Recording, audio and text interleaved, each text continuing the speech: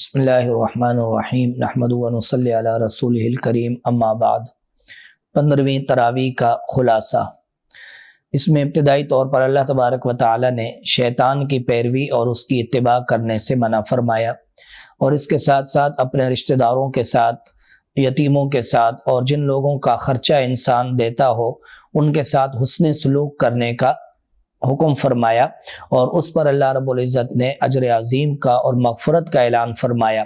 جو لوگ پاک دامن عورتوں پر الزام اور تہمت لگاتے ہیں ان کی سزا بیان کی گئی، اور پھر اللہ تعالیٰ نے نیک لوگوں کے لیے نیک بیویاں اور برے لوگوں کے لیے بری بیویاں ہونے کا اعلان فرمایا۔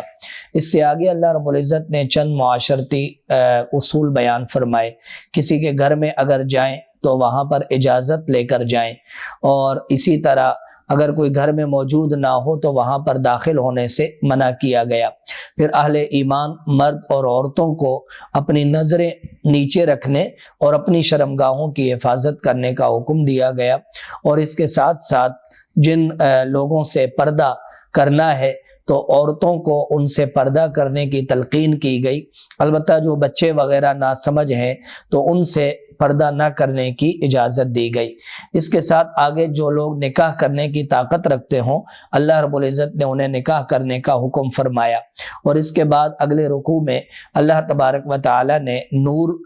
کی مثال بیان فرمائی، اپنے نور کو بیان فرمایا، اور ہدایت اور کفر اسے اللہ رب العزت نے مثال کے ذریعے سے سمجھایا۔ مسجدوں کی عظمت بیان فرمائی، اور اس کے ساتھ ساتھ جو لوگ تجارت اور کاروبار کے باوجود اللہ رب العزت کو نہیں بھولتے، نماز قائم کرتے ہیں، زکوٰۃ ادا کرتے ہیں، ان کا اجر عظیم اللہ رب العزت نے بیان فرمایا۔ اور پھر اس کے ساتھ کفار کے اعمال کے غارت ہونے اور ضائع ہونے کی دو مثالیں بیان فرمائی، جیسے سمندر کی ریت ہوتی ہے، اور یا جیسے سمندر کے اندر ظلمت اور اندھیرا ہوتا ہے کہ انسان ہاتھ نکالے تو ہاتھ بھی نظر نہ آئے، اس طرح کی دو مثالیں بیان کی گئی۔ اس سے اگلے رکوع میں اللہ رب العزت نے پرندوں کا تسبیح کرنا، اور اس کے ساتھ ساتھ اللہ رب العزت کا بارش برسانا، بادلوں سے بارش کا آنا، اور پھر اللہ تعالیٰ نے مختلف جانور جو رینگنے والے، دو پاؤں پہ چلنے والے، چار پاؤں پہ چلنے والے، ان کو بیان کیا۔ آگے منافقین کی روش بیان کی گئی کہ جب انہیں دین کی طرف اور اللہ کی بات کی طرف بلایا جاتا ہے اور اللہ تعالیٰ کی طرف بلایا جاتا ہے فیصلہ کرنے کے لیے تو وہ انکار کرتے ہیں۔ اس سے اگلے رکوع میں اللہ تعالیٰ نے ایمان والوں کی صفات بیان فرمائی کہ انہیں جب اللہ تعالیٰ کی طرف بلایا جاتا ہے تو وہ اس پر آمین کہتے ہیں، اور اس کے ساتھ ساتھ جو لوگ تقوی اختیار کرتے ہیں، اللہ تعالیٰ سے ڈرتے ہیں، اللہ تعالیٰ نے انہیں کامیاب قرار دیا۔ اس کے بعد آگے اللہ رب العزت نے ایمان والوں سے خلافت فی الارض کا وعدہ فرمایا کہ اگر ایمان اور اعمال صالحہ ہوں تو اللہ رب العزت ایمان والوں کو دنیا میں حکومت اور خلافت عطا فرمائیں گے۔ اس کے بعد اگلے رکوع میں اللہ رب العزت نے معاشرتی اصول بیان فرمائے، مثلا اگر کوئی شخص کسی کے گھر میں جانا چاہے تو کس کس وقت اجازت لینے کی ضرورت ہے۔ مثلا قرآن کریم نے فجر سے پہلے اگر کوئی جائے، یا عشاء کے بعد جائے، یا دوپہر کے وقت سونے کے وقت اگر کوئی جائے تو اس وقت چونکہ انسان لباس میں تخفیف کر لیتا ہے تو بغیر اجازت کے داخل ہونے سے خاص طور پر منع کیا گیا۔ آگے وہ عورتیں جو انتہائی بوڑھی ہو چکی ہوں تو ان کے لیے پردے کی تخفیف بیان کی گئی۔ اسی طرح جو کمزور ہوں تو ان کے لیے احکام میں اللہ تبارک و تعالی نے ہلکا پن فرما دیا، ان کے لیے تخفیف فرمائی۔ اسی طرح کسی کے گھر میں اگر کھانا چاہیں رشتہ داروں کے ہاں تو اللہ رب العزت نے اس کی اجازت دی، مل کر کھائیں یا اکیلا اکیلا کھائیں اس کی اجازت دی۔ گھر میں جب داخل ہوں تو سلام کیا کریں، اس بات کا حکم دیا گیا۔ اس کے بعد نبی علیہ السلام سے جو لوگ اجازت لے کر کسی کام سے جایا کرتے تھے ان کی تعریف کی گئی، اور نبی علیہ السلام کی شان میں توہین کرنے والوں اور نبی علیہ السلام کو نام لے کر پکارنے والوں کی مذمت کی گئی۔ اس کے بعد آگے اللہ رب العزت نے سورہ فرقان بیان فرمائی۔ سورہ فرقان نام سے ظاہر ہے اور اس کی پہلی آیت مبارکہ میں قرآن کریم کا نام فرقان ہے، اسی کی مناسبت سے پوری سورت کا نام سورہ فرقان رکھا گیا۔ ابتدائی طور پر اللہ رب العزت نے اپنی توحید بیان فرمائی، معبودان باطلہ کا رد فرمایا، اور جو لوگ نبی علیہ الصلوۃ والسلام کے بارے میں یہ مذاق اڑایا کرتے تھے کیسے رسول ہیں کہ یہ کھاتے بھی ہیں، بازاروں میں بھی جاتے ہیں، تو اللہ تبارک و تعالیٰ نے ان لوگوں کی مذمت بیان فرمائی۔ نبی علیہ الصلوۃ والسلام کو بتایا گیا کہ اگر اللہ تعالیٰ چاہے تو آپ کے لیے دنیا میں بہترین محلات، نہریں وغیرہ سب جاری فرما سکتے ہیں، لیکن قیامت کا دن آنا ہے، اور پھر اس کے ساتھ ساتھ قیامت کے دن جو کفار کے احوال ہوں گے اللہ رب العزت نے وہ بیان فرمائے۔ معبودان باطلہ جن کی یہ عبادت کیا کرتے تھے وہ قیامت کے دن ان سے براءت کا اعلان کریں گے، اسے اللہ رب العزت نے بیان فرمایا۔ اس کے بعد اللہ رب العزت نے کفار کے کچھ اعتراضات اور پھر اس کے جوابات دیے، اور اس کے ساتھ جو لوگ غلط دوستی اور غلط تعلق قائم کرتے ہیں اس کی مذمت بیان کی گئی، اور اس کے ساتھ ساتھ اللہ رب العزت نے ان لوگوں کو قیامت کے دن ایک دوسرے کے لیے افسوس کا مظہر قرار دیا۔ قرآن کریم کی عظمت اجاگر کی گئی، اور پھر حضرت نوح علیہ السلام، حضرت موسیٰ علیہ السلام اور حضرت ہود علیہ السلام وغیرہ اور ان کی اقوام پر جو آنے والے عذابات تھے انہیں بیان کیا گیا، اور نبی علیہ الصلوۃ والسلام کا جو کفار اور مشرکین مکہ مذاق اڑایا کرتے تھے تو ان کی مذمت بیان کی گئی۔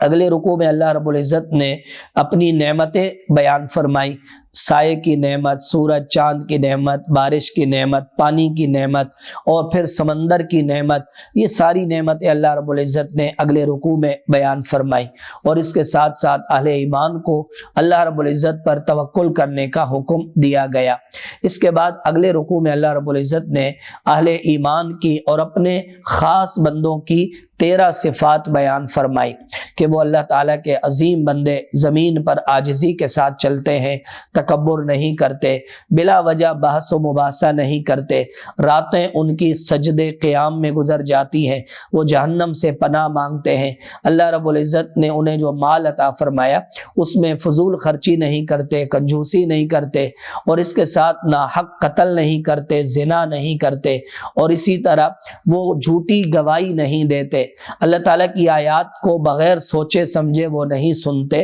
غور و فکر کرتے ہیں، اور پھر آخر میں بتلایا گیا کہ وہ اپنے لیے، اپنے بیوی بچوں کے لیے اللہ تعالیٰ سے دعا کرتے ہیں کہ یا اللہ ہماری بیوی، ہمارے بچوں کو ہمارے لیے آنکھوں کی ٹھنڈک بنا دیجئے۔ اس کے بعد آگے سورۃ الشعراء، اس کے آخر میں شعراء کے حوالے سے ایک آیت مبارکہ ہے، اسی کی مناسبت سے اس کا نام سورہ شعراء رکھا گیا۔ اللہ تبارک و تعالی نے ابتدائی طور پر اپنی توحید کے اور اپنے انعامات اور اپنی نعمتوں کے چند مظاہر بیان فرمائے۔ اس کے بعد اگلے رکوع میں اللہ رب العزت نے حضرت موسیٰ علیہ السلام کا فرعون کے دربار میں جانا اور فرعون کا حضرت موسیٰ علیہ السلام کو جھٹلانا، اپنے احسانات یاد دلانا، پھر اللہ رب العزت کے بارے میں مختلف سوالات کرنا، اور پھر بالآخر حضرت موسیٰ علیہ السلام کا فرعون کے سامنے اپنے معجزات ظاہر کرنا بیان کیا گیا۔ فرعون نے حضرت موسیٰ علیہ السلام کے معجزات دیکھ کر مقابلہ کرنے کے لیے کہا، چنانچہ جادوگروں کو بلایا گیا اور حضرت موسیٰ علیہ السلام کے ساتھ مقابلہ ہوا۔ اللہ رب العزت نے انہیں غلبہ عطا فرمایا، جادوگر مسلمان ہوئے، اس واقعہ کو بیان کیا گیا۔ اس کے بعد حضرت موسیٰ علیہ السلام اپنی قوم کو لے کر نکلے اور پھر فرعون نے ان کا پیچھا کیا۔ اللہ رب العزت نے کس طرح موسیٰ علیہ السلام کی مدد فرمائی اور فرعون غرق نیل ہوا، اس واقعہ کو بیان کیا گیا۔ اس سے اگلے رکوع میں اللہ رب العزت نے حضرت ابراہیم علیہ السلام کا مکالمہ اپنی قوم، اپنے والد کے ساتھ بیان فرمایا، اور انہوں نے معبودان باطلہ کی جو نفی فرمائی اور اس پر جو دلائل قائم فرمائے اسے بیان کیا گیا۔ اس کے ساتھ ساتھ انہوں نے اپنے لیے جو عظیم دعائیں مانگی وہ بیان کی گئی۔ قیامت کے دن کفار کا اپنے معبودان باطلہ کے بارے میں اظہار خیال نقل کیا گیا۔ اس کے بعد اگلے رکوع میں اللہ رب العزت نے حضرت نوح علیہ السلام کا واقعہ بیان فرمایا۔ انہوں نے اپنی قوم کو دعوت توحید دی اور ان کی قوم نے نہیں مانا تو اللہ رب العزت نے کیسے ان کو غرق فرما دیا۔ اس کے ساتھ اس کے بعد اللہ رب العزت نے حضرت ہود علیہ السلام کا واقعہ بیان فرمایا کہ انہوں نے کیسے اپنی قوم عاد کو دعوت دی اور انہیں ہر طرح سے اللہ تعالیٰ کی توحید سمجھائی، لیکن انہوں نے نہیں مانا، بالآخر وہ تباہ اور برباد کر دیے گئے۔ اس کے بعد آگے حضرت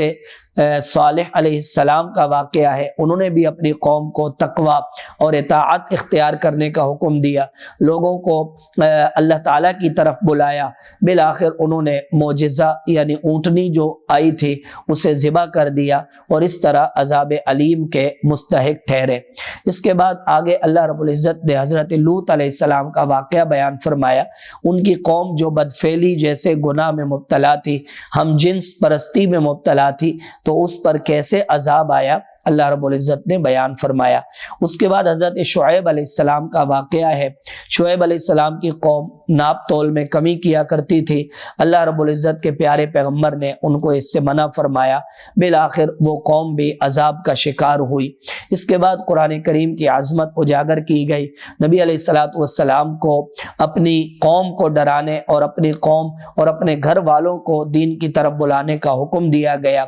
شاعروں کی بے جا شاعری کی مذمت بیان کی گئی اور سوائے ایمان والوں اور اللہ تعالیٰ کو یاد کرنے والوں اور اچھی شعر و شاعری کے علاوہ باقی ہر طرح کی شعر و شاعری کی مذمت بیان کی گئی۔ اس کے بعد آگے سورۃ النمل ہے،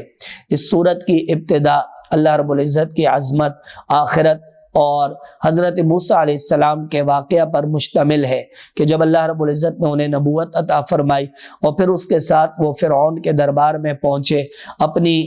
جو نشانیاں اللہ رب العزت نے عطا فرمائی تھی معجزے کی شکل میں وہ پیش کی، بالآخر فرعون نے جھٹلا کر اپنے لیے عذاب علیم کا سامان کیا، تو اسے اللہ رب العزت نے بیان فرمایا۔ وآخر دعوانا ان الحمد للہ رب العالمین۔